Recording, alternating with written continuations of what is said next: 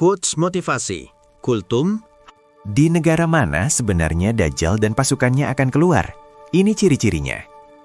Dalam pembahasan tanda-tanda akhir zaman, salah satu yang paling sering ditandakan adalah dari mana keluarnya Dajjal dan pasukannya, apakah tempat itu benar-benar ada, dan di mana posisinya saat ini. Pembahasan ini bersumber dari hadis-hadis Nabi Shallallahu Alaihi Wasallam yang diriwayatkan dalam kitab-kitab Sahih. 1. Khurasan, wilayah asal pasukan Dajjal. Dalam beberapa hadis disebutkan bahwa pasukan Dajjal akan keluar dari wilayah Khurasan. Rasulullah Shallallahu Alaihi Wasallam bersabda bahwa Dajjal akan diikuti oleh kaum dari Khurasan dengan ciri-ciri wajah lebar dan bermata sipit. Apa itu Khurasan? Khurasan adalah wilayah besar dalam sejarah Islam klasik. Dahulu, Khurasan mencakup Iran bagian timur, Afghanistan, Turkmenistan Selatan, Uzbekistan bagian selatan. Dalam konteks peta modern, wilayah Khurasan paling banyak berada di kawasan yang kini dikenal sebagai Iran, Afghanistan, Turkmenistan. Artinya, jika merujuk hadis, pasukan Dajjal akan muncul dari kawasan Asia Tengah hingga Timur Tengah bagian timur.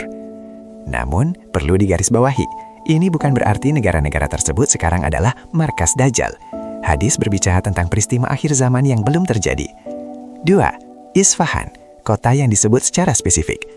Dalam riwayat lain disebutkan bahwa Dajjal akan diikuti oleh 70.000 orang Yahudi dari Isfahan yang memakai tialisa, selendang khas. Kota yang dimaksud adalah Isfahan. Isfahan saat ini adalah salah satu kota besar di Iran, terkenal dengan sejarah peradaban Islam dan arsitektur masjidnya yang megah.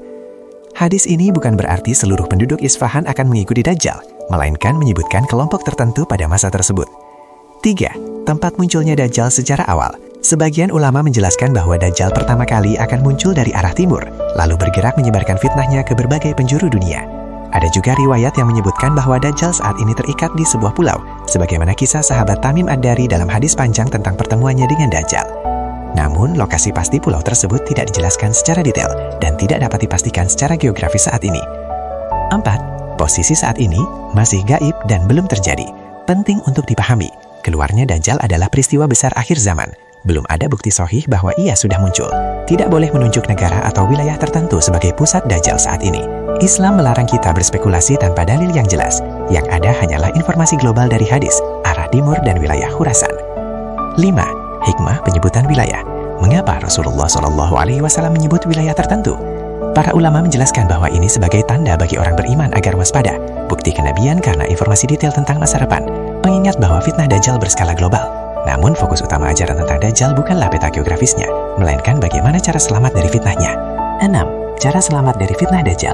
Rasulullah Shallallahu Alaihi Wasallam mengajarkan beberapa amalan perlindungan, menghafal dan membaca 10 ayat pertama surah Al-Kahfi, memperbanyak doa perlindungan dari fitnah Dajjal dalam sholat, menjaga keimanan dan menjauhi tempat kemunculannya ketika ia datang. Karena fitnah Dajjal adalah fitnah terbesar sejak penciptaan Nabi Adam. Berdasarkan hadis-hadis sahih, pasukan Dajjal disebut berasal dari wilayah Khurasan, disebut pula pengikut dari kota Isfahan. Wilayah tersebut kini berada di sekitar Iran, Afghanistan, dan kawasan Asia Tengah. Namun posisi pasti dan waktu kemunculannya masih termasuk perkara gaib yang hanya Allah ketahui. Yang terpenting bukanlah mencari di mana Dajjal sekarang berada, tetapi mempersiapkan diri agar iman tetap kokoh ketika fitnah itu benar-benar datang. Karena pada akhirnya, yang menyelamatkan bukanlah lokasi geografis, melainkan